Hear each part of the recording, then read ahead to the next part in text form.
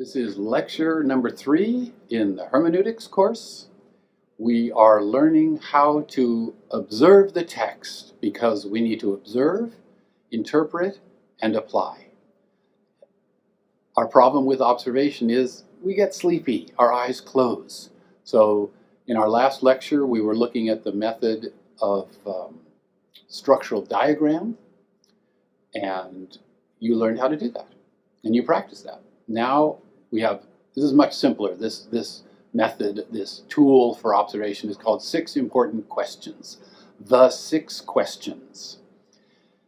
You can use these 6 questions on your structural diagram, but you can use these 6 questions independently of a structural diagram. You can mark these 6 questions and their answers down in the margin of your Bible or on a separate sheet of paper. So, what are the 6 questions?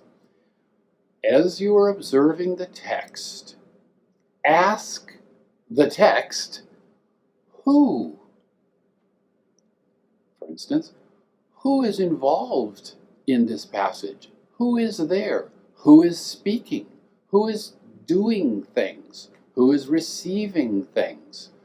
Who is involved in this passage? Who?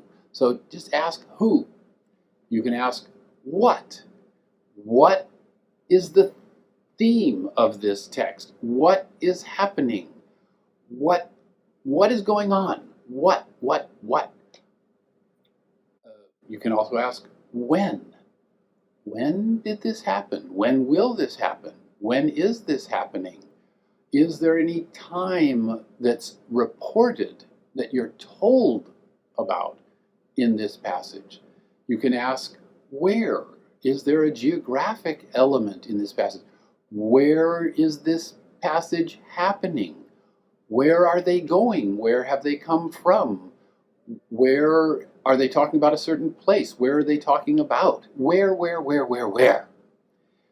Another question you can ask is how? How did this happen? How will this happen? How are these words to be read? Rapidly? Slowly? Happily, sadly, solemnly? How do I read this text? How do we do something? How does this affect people? How? Just ask lots of how questions. And then the last of our 6 questions is why? Why did this happen? Why will this happen? Why did someone say that? Why? Why is this happening? But this is a dangerous question for us in this observation stage because it's very easy to start to think theologically or think, oh, I know why, because of something that happened, several chapters ago. We're not doing that. That's not observation. That's interpreting. Ask and answer why questions when the text is telling you why. In fact, that's true of all 6 questions. We might say, when is this happening? When did this happen? And if the text doesn't say when this is happening, don't answer, because you can't observe any answer.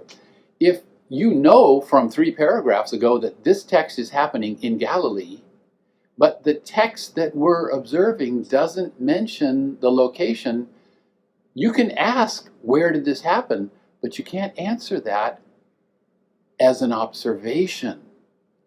So it's pretty easy to ask who, what, where, when, why, how.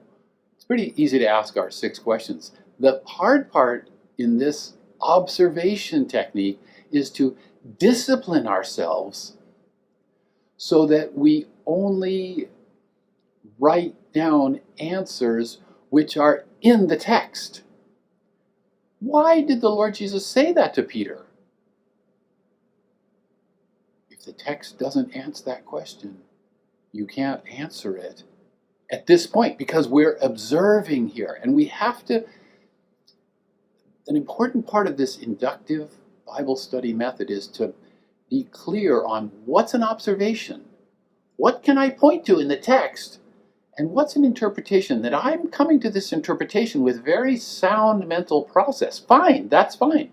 But let's make a difference in our mind. Right now, we're talking about observation. So discipline yourself to only, you can ask any question, who, what, where, when, why, how, all these questions, but only answer them when they're observable in the text that you're observing, black and white, ink upon the page. So that's our, this is the end of lecture 3. It's just about using these 6 questions to be active in observing the text and disciplined to observe what is written in the text